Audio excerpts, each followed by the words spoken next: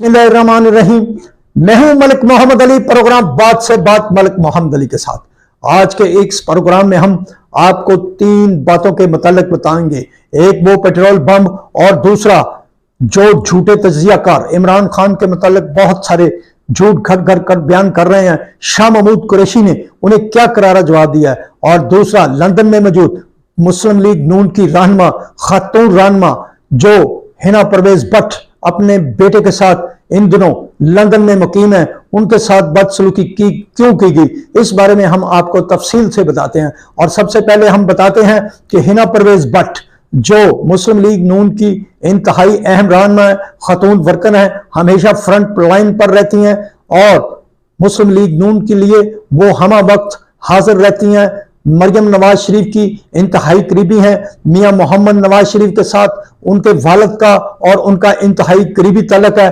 और मियां शहबाज शरीफ, हमजा शहबाज शरीफ और मुस्लिम लीग नून की बकिया क़यादत के साथ वो इंतहाई इंटैक्ट हैं। बल्कि खवातीन लीगी वर्कर में वो हमेशा फ्रंट लाइन पर आकर मैदान में होती हैं। वो इन दिनों छुट्टियां गुजारने के लिए अपने बेटे के साथ लंदन में मौजूद थी। अब वो लंदन में एक शॉप से बाहर निकलकर जब सड़क पर पैदल जा रही थी तो एक सियासी जमात के कारकुनान ने उनका पीछा किया, जिनमें कारकुनान भी थे और खवातीन भी थी, और उन्होंने उन पर आवाजें कसे, इंतहाई गैर इखलाकी जुमले बयान करते रहे। लेकिन सब्र तहम्मुल का मुजाहरा करते हुए हिना परवेज भट्ट सड़क पर चलती रही। उनका बेटा भी उनके साथ था।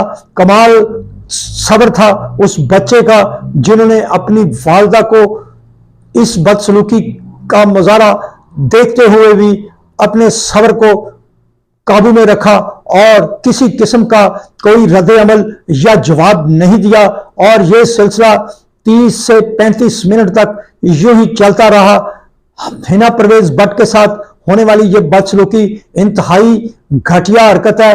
खातून किसी भी सियासी जमात से ताल्लुक रखती हो, किसी को भी यह हक हासिल नहीं है कि उसके साथ ऐसा रवैया अख्तियार किया जाए।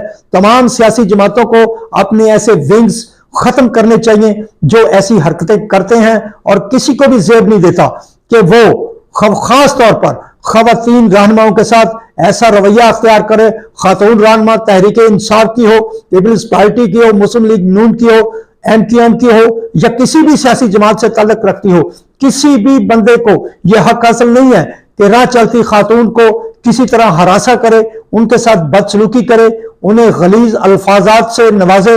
ये कतन दुरुस्त अमल नहीं है। तमाम सियासी जमातों को सोचना चाहिए और अपने अपने विंग्स को यह हदायत करनी चाहिए कि खवातीन के एहतराम को मलूज़े खातर रखा जाए। आखिर हिना परवेज भट्ट भी तो किसी की बेटी, बीवी और बहन थी, उसके साथ ऐसा सलूक क्यों किया गया? और एक गैर मुल्क के अंदर क्या पाकिस्तानी कल्चर को इस तरह दिखाया गया? क्या पाकिस्तानी जो सियासी लोग हैं वो एक दूसरे के साथ इस तरह करते हैं? इससे मैं समझता हूं कि पाकिस्तान की जगहसाई और बदनामी है। ऐसे वाकयात आइंदा नहीं होने चाहिए, बल्कि सियासी जमातों को इन वाकयात का खुद नोटिस लेना चाहिए। और दूसरी तरफ हम आते हैं ऐसे झूठे तजियाकारों के मतलब जो इमरान खान के मतलब अटक जेल के हवाले से तरह तरह के बयानात घट घट कर बयान कर रहे हैं और तहरीक इंसाफ से हमदर्दी रखने वाले लोगों को, उनके फॉलोअर्स को गलत मालूमात फराहम करते हैं। हम समझते हैं कि ये कतन वो ना तो इमरान खान के साथ मुखलिस है, ना तहरीक इंसाफ के लोगों के साथ मुखलिस है, क्योंकि वो गलत मालूमात देकर लोगों को उबारने का काम कर रहे हैं। और सोचना तो ये चाहिए कि ये लोग गेम किसकी कर रहे हैं। अब बताते हैं अटक जेल के हवाले से एक बुजुर्ग तजिया नगार है, वो कह रहे हैं कि जब इमरान खान अटक किले में गया तो जेल के कैदियों ने नारेबाजी की, उनका इस्तकबाल किया। और भाई मेरे ये बुजुर्ग बताएं, क्या उन्होंने दूरबीन लगा रखी थी या उनके पास ऐसा कौन सा जरिया था जो उन्हें पता चला कि वहां नारेबाजी हुई? और एक मसूफ कह रहे हैं कि अटक जेल के कैदियों ने तहरीक इंसाफ में शमूलियत शुरू कर दी है और तहरीक इंसाफ का अटक किला, अटक जेल वो दफ्तर बन चुकी है। इंतहाई अफसोस के साथ कहना पड़ता है कि ऐसी ऐसी बातें घड़ी जा रही हैं जिनका न सर है न पांव है।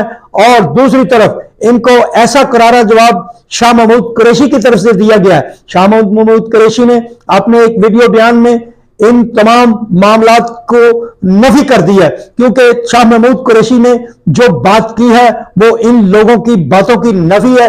क्योंकि शाह महमूद कुरैशी ने कहा है कि इमरान खान को जेल के अंदर वो सहूलतें मुयस्सर नहीं जो होनी चाहिए। वो कहते हैं वो एक छोटे से कमरे में बंद है और उन्हें बड़ी सारी सहूलतें फराहम नहीं की गई। अब सवाल ये पैदा होता है कि शाह महमूद कुरैशी झूठ बोल रहे हैं या ये तजियाकार। अब तो ये तहरीक इंसाफ के कारकुनान इंसाफ कर सकते हैं कि इन लोगों में से सच्चा कौन है, शाह महमूद कुरैशी सच्चे हैं या ये झूठे तजियाकार जो इमरान खान के मुताल्लिक असल हकायक बताने की बजाय इमरान खान के साथियों और फॉलोअर्स को गलत मालूमात फराहम कर रहे हैं। चूंकि शाह महमूद कुरैशी तहरीक इंसाफ के बड़े रहनुमा हैं, इस वक्त कायम मकाम चेयरमैन भी हैं, वो जो बात कर रहे हैं वो हमें दुरुस्त लग रही है।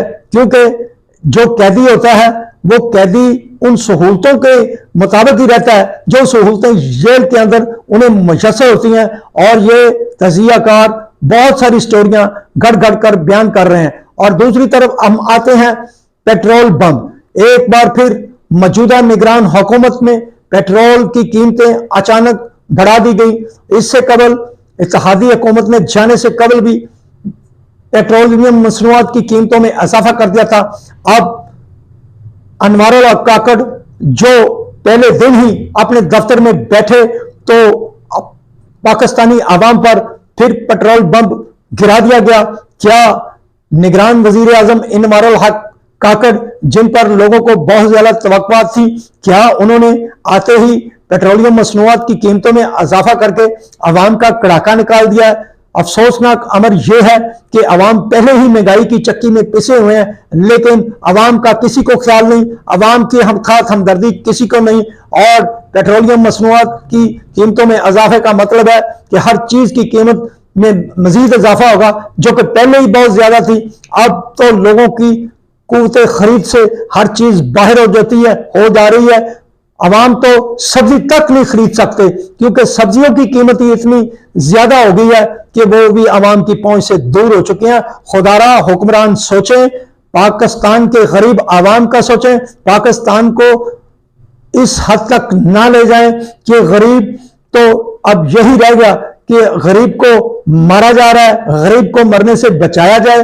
और पाकिस्तान के ये गरीब लोग ही पाकिस्तान की असल ताकत हैं, ये गरीब लोग ही पाकिस्तानी फौज की ताकत है, ये गरीब लोग ही पाकिस्तान की पुलिस की ताकत है, ये गरीब लोग ही पाकिस्तान के सियासतदानों की ताकत है।